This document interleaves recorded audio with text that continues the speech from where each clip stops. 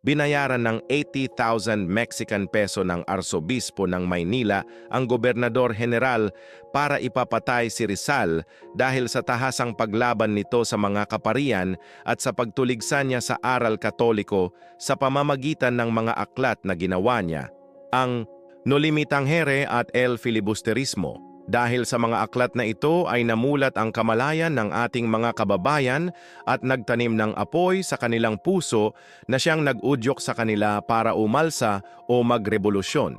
Sa kasamaang palad naman ay natunton ng mga prayle ang revolusyonaryong samahan dahil sa ginamit nila ang kumpisal. Ikinumpisal ng ilan sa mga asawa ng kasapi ang kanilang mga asawa sa mga pari. Namatay si Rizal na hindi Katoliko kaya hindi siya pinayagan ng obispo ng Maynila na mailibing sa sementeryo ng Katoliko sa Paco, kundi labas na lamang ng bakod inilibing.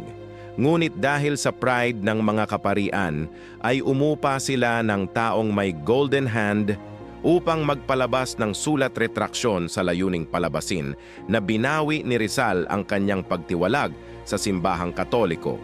Si Rizal ay biktima ng kabuhungan ng simbahan. Liham sa mga kababaihan ng Malolos mula kay Dr. Jose P. Rizal. Sa Filipino. Londres, Pebrero 20, 1889. Sa mga kababayang dalaga sa Malolos. Ang unang kabanalan ay ang pagsunod sa matuwid anuman ang mangyari. Gawa at hindi salita ang hiling ko sa inyo, ani Kristo. Hindi anak ni Ama ang nagsasabing ulit-ulit Ama ko, kundi ang nabubuhay alinsunod sa hiling ng aking Ama.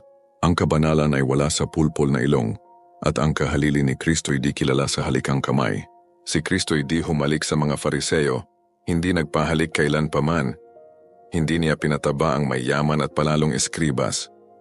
Wala siyang binangit na kalmen, walang pinapagkwintas, hininga ng pamisa, at di nagbayad sa kanyang panalangin. Di napaupa si San Juan sa ilog ng Jordan, gayon din si Kristo sa kanyang pangangaral. Bakit ngayoy ang mga pari walang bigong kilos na di may hinihinging upa? At gutom pa halos nagbibili ng mga kalmen, kwintas, koreya at iba pa. Pangdaya ng salapi, pampasama sa kaluluwa, sapagkat kalminin mo man ang lahat ng basahan sa lupa.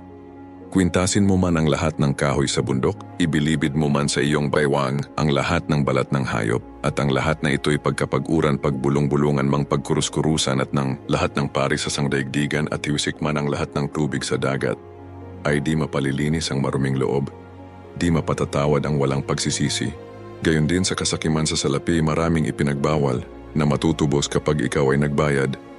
Alin na nga sa huwag sa pagkain ng karne, pag-aasawa sa pinsan, kumpare, at iba pa na ipinahihintulot kapag ikaw ay sumuhol. Bakit? Nabibili baga ang Diyos? At nasisilaw sa salaping paris ng mga pari? Ang magnanakaw na tumubos ng bula de komposisyon ay makaasa sa tahimik na siya'y pinatawad. Sa makatuwid ay ibig ng Diyos na makikain ng nakaw, totoo bagang hirap na ang may kapal na nakikigaya sa mga gwarda karabineroso gwardiya sivil? Kung ito ang Diyos na sinasamba ng fraile ay tumalikod ako sa ganyang Diyos.